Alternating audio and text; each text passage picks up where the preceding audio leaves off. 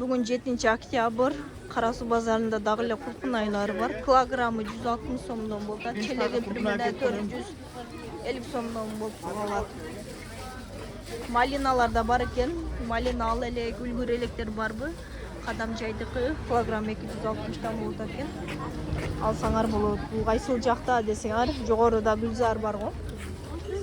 Анан биринчи дарбазанын кире бериш жагында ушулай сатып атыптыр. Бул жакта да кулпунайлар. Ушулай баада бар экен. Алдыңыз беже? Алайын деп турасызбы? Примерно челеги канча болот дегендерге 3 килограммга барып калат да. Сондай.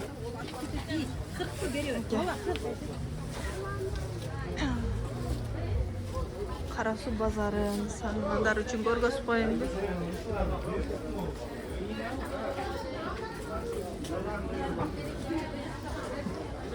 Кой эти дейчи 680